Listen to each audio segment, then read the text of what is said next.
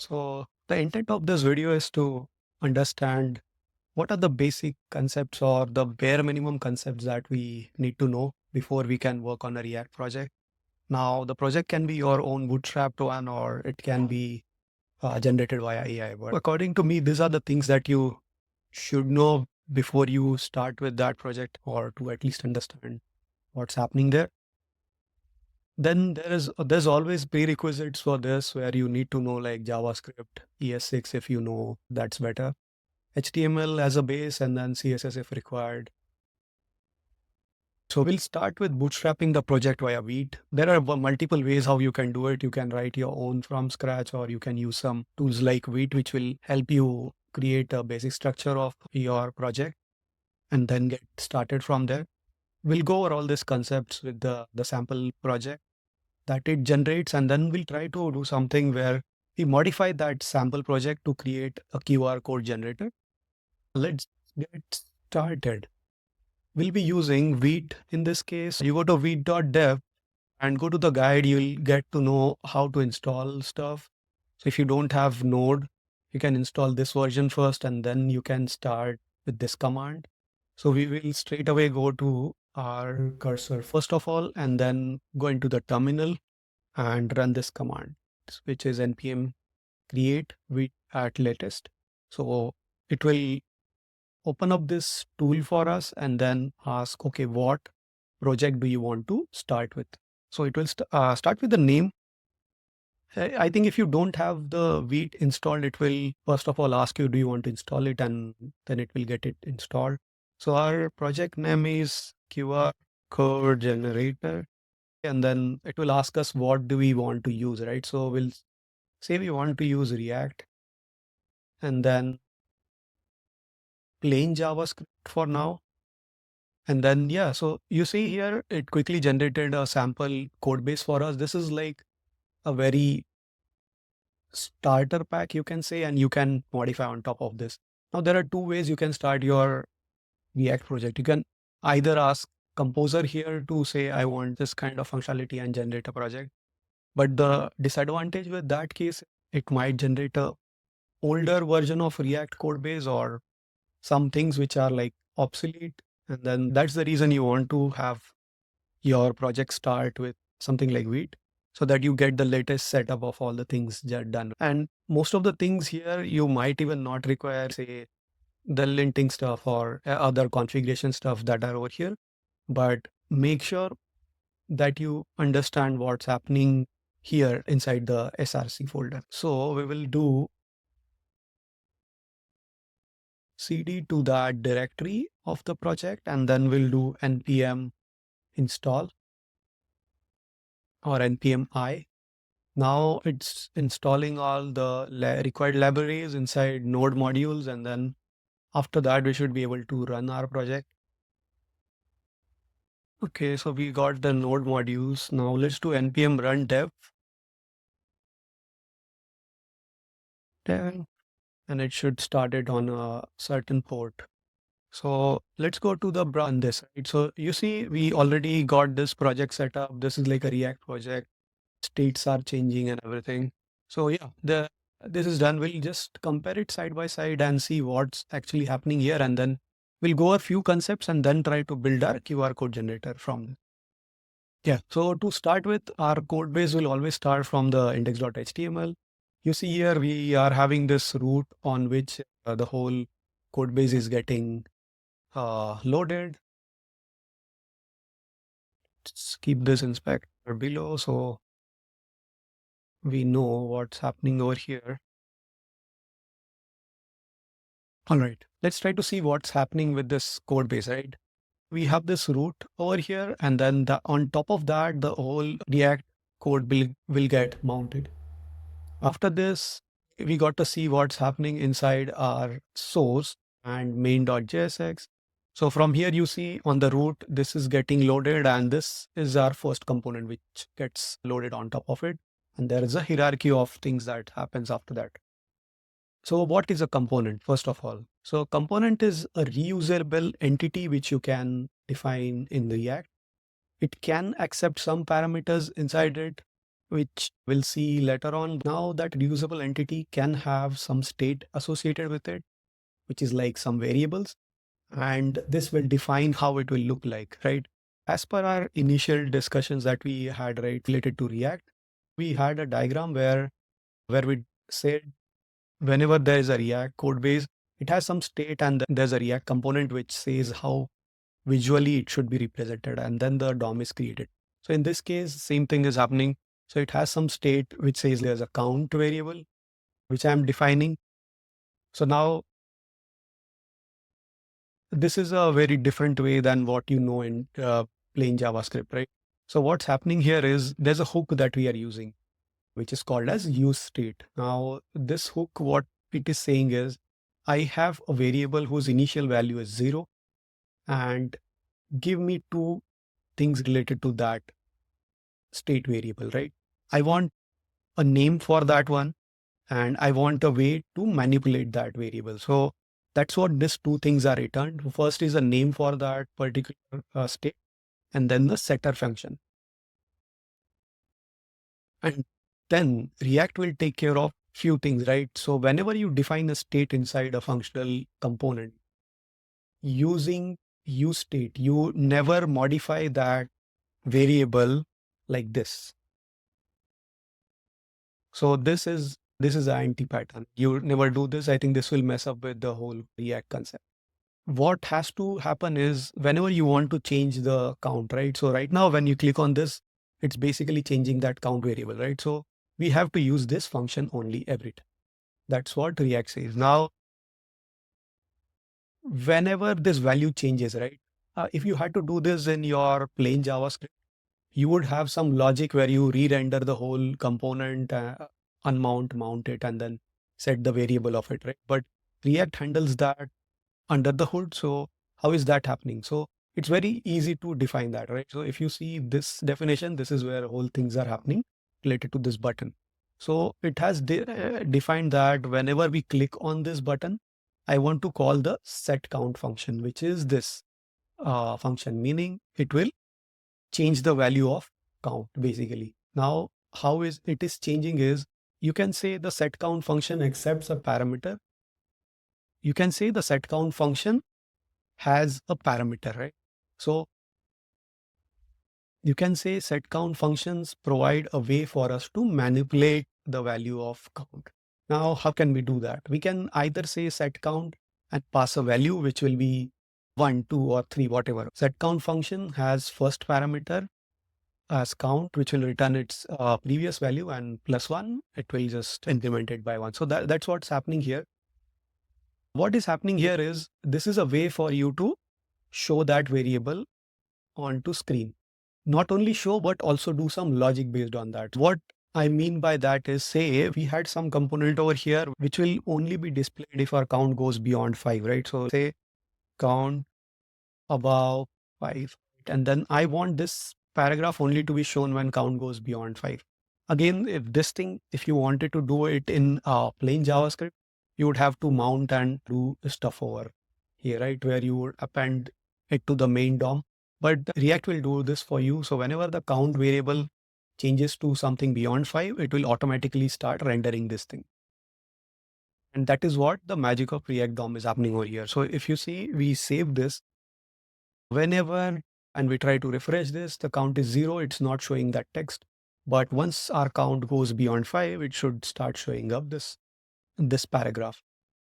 That's how things are working over here. So we had a look at few things. First thing, what component is. Some variable declared inside component, and not a normal variable, but this is like a state variable which React will automatically take care of. We are provided with two things over here related to that state. One is the name, and one is we want to change that variable, right? And that's using a hook. So we saw hooks, we saw a component. One thing which we have not seen is props, which is very widely used in most of the projects, which will be, again, very simple. This is one component, right? So we can have one more component inside a component. Let's say we are having this logic, right? Inside, or let's do this way, right? Let's say we can have this whole card thing, inside a new component, right? So I'll just cut this from here, and I would say this is my action component, and I would basically create a new component and call this component over here. So what that means is we are having a more reusable part of the code inside a different component defined over here. Now, as you saw, this got errored out because it will not have certain things getting passed over here, right? So you see, it is saying count is not defined because now this component is actually using a count, but that variable is not there. That is defined in the top level component, right? And to understand this, probably we can try to see if we can have a representation, right? So we'll have app, and then basically this is having the count variable, right? But then there is one more, which is like the action component.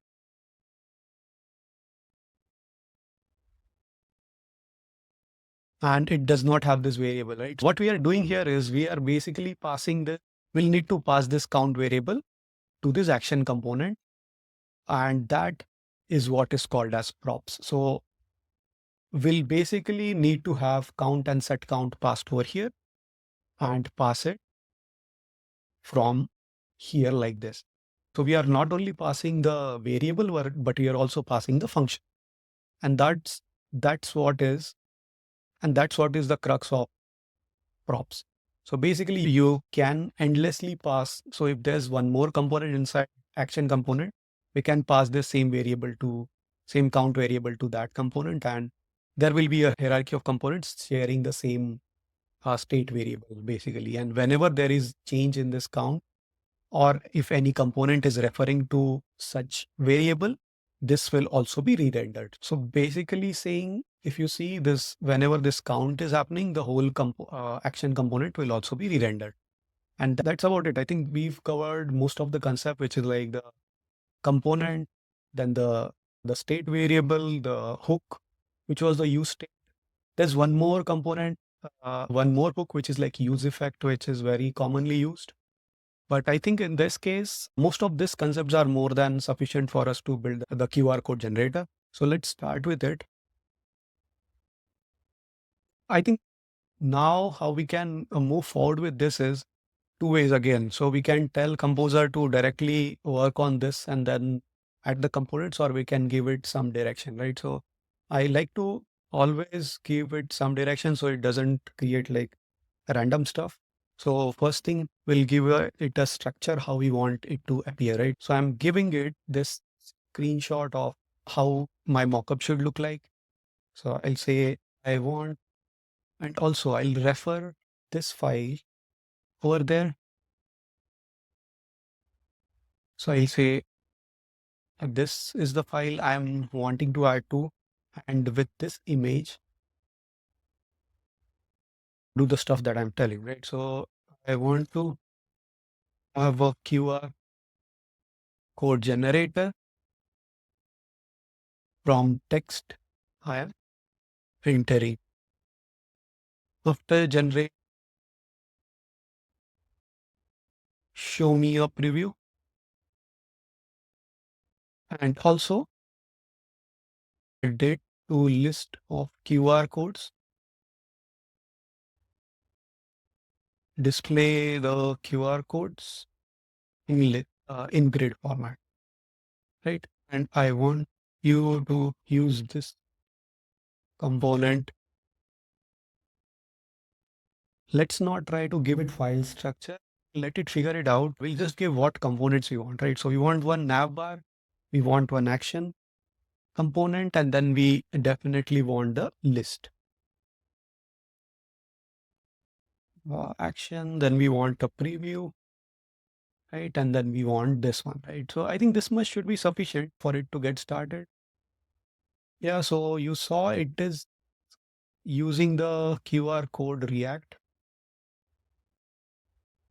And interesting. So it did create what components we told exactly the way we want it. And then it has all did it to the app.jsx as we wanted. So we'll just say accept all and see what it has done first of all. Yeah, so this module is not there. We'll need to install it. I think it has already given that over here. We'll just say copy, start a new terminal because we don't want to disturb that one. So we'll start a new terminal over here, say to that project that we have, and then we'll run the command that we got. So the other modules are installed now. We'll just go and check what's happening on the UI. Right, so it got us generated a QR code thing. We enter some text, click on generate, we got a preview, perfect. And yeah, that was quick. And you saw how it automatically took the dark theme, which is, I didn't even prompt for it. So I think it is automatically taking the system settings and converting it into dark mode, but I think they should also look good in the light mode. That being said, I think let's go on to the code that is generated, right? And then see what's happening here. And does that have all the concepts that we discussed about, right? So first of all, one thing about the code generated via Composer or any AI generated tool, right? It mostly never split things into the files. That's what I have seen. So first thing what I do with such kind of generated code is I'll try to refactor it and move it into its own component.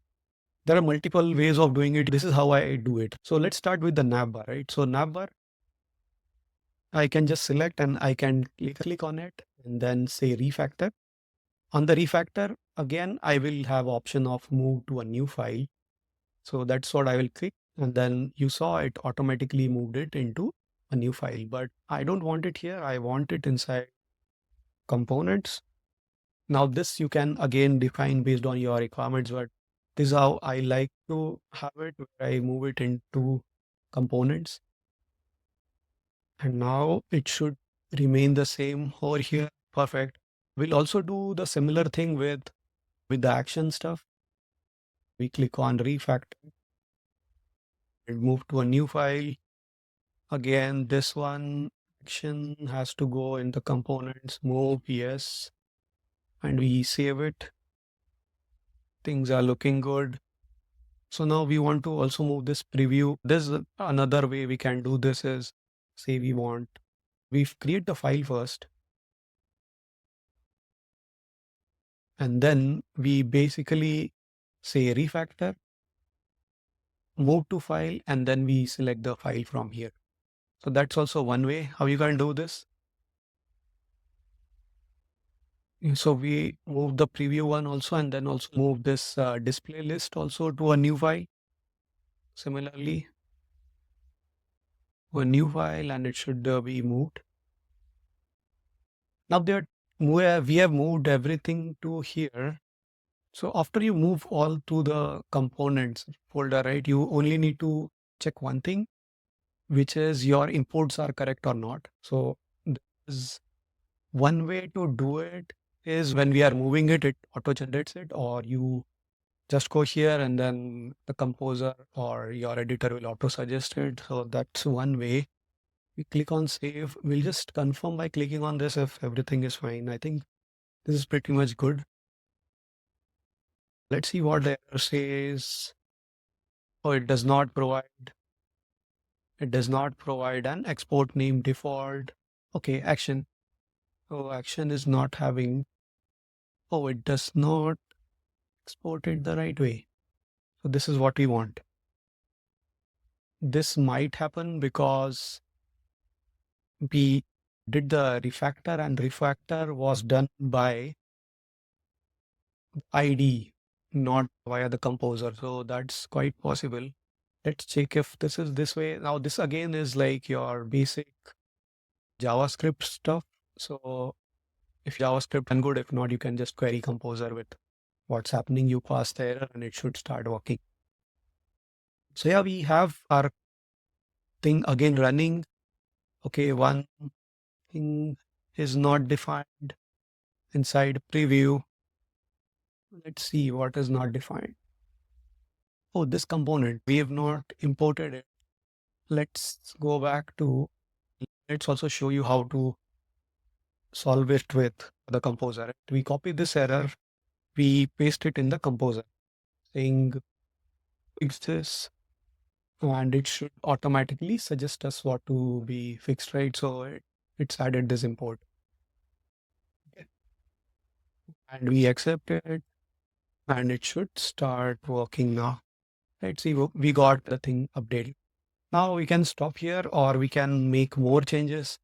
Let's try to see first of all what has happened here and see what concept we learned and whether those are being used here. So you see, this is like the starting component that we have, then the hierarchy of components inside it.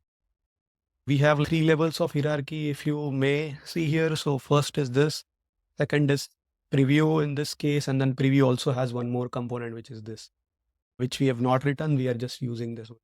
But basically that's what is happening over here. Then this is having some state defined and some functions.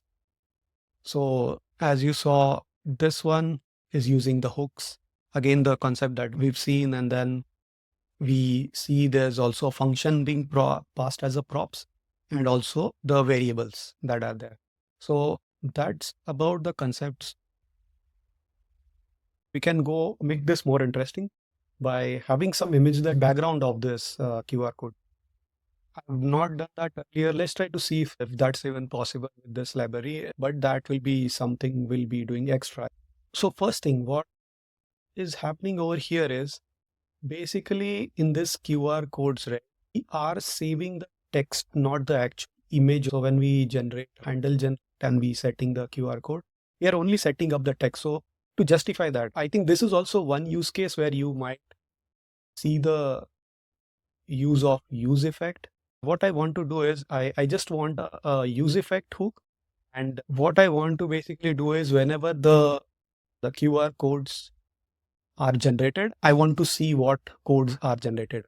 So basically useEffect hook, what it does is if you do use it this way, this will only be called once when the app re-renders for the first time. So basically you can use it as a method when you want to initiate things and stuff, but it also does one more thing. So if you pass a parameter inside this like this, so this method will be called whenever there are some changes to this variable.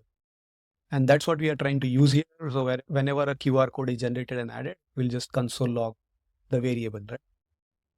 Let's go here and then we'll try to, oh, we didn't save this. So we go here, see whatever was generated. Test it, and you see it is actually saving the text. This is not something that we want. So we basically want to save the whole image in some format inside this array, right? So let's try to do that. So let's not save text QR codes, save actual image inside. I think this much should be sufficient for us to start with. It's saying it will use this to data URL. Yeah, exactly. That's what we wanted. So it will basically generate an image and then save that image inside this array. And that will be very beneficial for us when we try to go one step next and we are having that background stuff. And also, if we want to save that to some database also, that will be very useful. So what's it saying is we will change the module that we were using for QR code generation. That is totally fine. We can install this new module that it is using. So I think earlier it was using QR code.react. It is now moved back to QR code. Let's install that one. We install QR code. It will install this. Okay, now that it has installed, this should start working. Okay, yeah, it got back. We test. It generates. We see it here. Oh, it resetted code which we added is drawback of AI generated code. Reset what we added earlier. Now that we have this, oh, it's not able to reference useEffect. We should do it from here. If not, we can add it. Effect test, and we go test one. we are able to generate it. And now if you see inside this, it's done intelligent thing. So it is added ID, the text that we are there having, and then the encoded, you could say, image. Yeah, so now I want the user to submit image file and add that as background of the QR when generate. Right, so now I think when it generates, it should attach it to the background, and that image input logic should also be handled automatically. Let's see what it generates. And as you must have observed, the whole code base is still using the same concepts that we discussed in the very start, which is like only the component state and the use effect if required. Those are the only things being used. Okay. Now it has added this one. Perfect. So now what we want to do is we enter test and we choose a file. Say we select this one and we click on generate. Perfect. So it has generated the QR code with the background. Now where this use case might be useful is, say you want to add some branding to your QR code. So some brand, it has some of its logo or some theme or whatever, and then it has to use that theming onto this QR code. This is really useful. Let me see if this is scannable. I think this should be. Yeah, I'm able to scan it with my mobile. This looks perfect and perfectly usable. Let's see if we are able to also create something more complex. Say, yeah, this URL which we had. Try to see if we are able to generate for it. We should be able to do it without the image also. That can be one test case. Okay, so this is also perfect. And then let's say we don't have the image, then what happens? Oh, it still generates and totally perfect. Yeah. So I think this is interesting. So we got things done.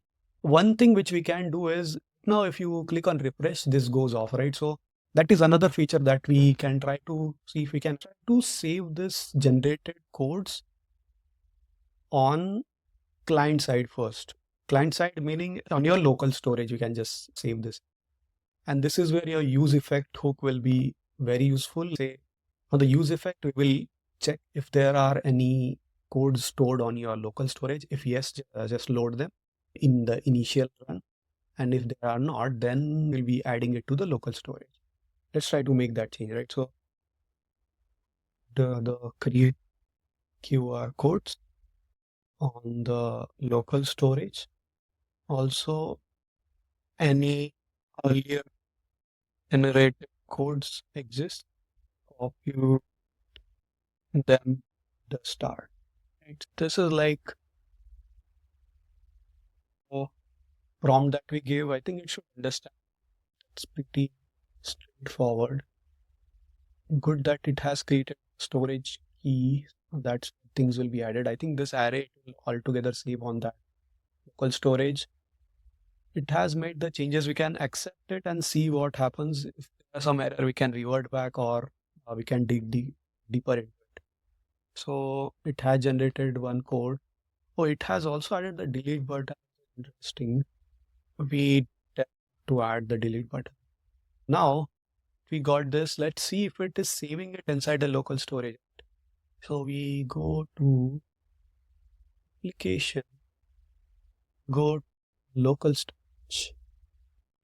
This is, it gets interesting. So now it is able to save it locally. Now, if we refresh this, see if it's not having, oh, it's somehow got refreshed. Interesting. So on refresh, local storage, it's losing created. Ideally, it should not happen because we are storing it in local storage, and unless we clear it out, it should not go away. Let's see what's the solution it has. We got an image, we click on generate. The rest is only normal image. It has saved it here, but now after refresh, does it appear? Okay, perfect. So even after refresh, you see, it is saving this thing. So now ideally, even if we close this tab, and we come back, it should still have that stuff over here. Perfect. So it has the QR codes that we generated because it is there in the local storage. First of all, let's start with dark scheme, and then we can see in the storage. So local storage, and this, you can see we have the whole thing over here, which is fine. Like for application like this, we won't, even if we generate much of the data over here, we'll still be able to use it. And at a point, you can also move this data to the APIs and save it to some backend if you want and track it via the user logged in. But that's the overkill for application right now that we are trying to demo concept. But this can be turned into a foolproof like application where you allow users to say generate only 10 QR codes per day or whatever you charge them. But yeah, this is the direction that we can go to. There are some things which are improvable over here. Say I can, but I can also have a download icon, download all thing, or say we also want to change the color that is here, right? So right now it's only black, but we can say we want to give a custom color. And then last would be make it mobile accessible. I'm not sure if this is mobile accessible now. Yeah, this looks like usable on mobile as well. But if not, we can just prompt and then improve that stuff. One last thing which we can to see if we can add is let's give user option to select color or QR code, because I feel some images might be such that you might need to have a white background, a white color for the QR code. It's inverse, or you can add your brand theme to it, but that's the last thing we'll do to this code base. Now we have a color picker also. Perfect. So we change it to something green. Now try to see if it's able to take the color, right. This we gave a file which is something like this. One thing which we can modify is to show the preview of the image. And yeah, it has generated what we told it to do. I'm not sure if this will be readable. Try it out. But I think what we can do is have a contrast where your background image is much darker than what the front is, and then try to say this so that it is like more readable when you print it out. So we are able to create QR codes, not create, modify them. So I think beyond this, you won't require much concepts to be known. There are few things which you can learn and also maybe tell composer to do. The things is say how we can optimize this, right? So at one point when you have too many of these QR codes, it might take time to load. So you can basically lazy load this component. That is something you can do on your own, or you can tell composer to do it, but it all depends on your knowledge of how you want to structure this out or to optimize this out. I think that's for it. You can try to do what I did and create variants of this application and see it for yourself if you are able to pick it up. That's it for now. Thank you.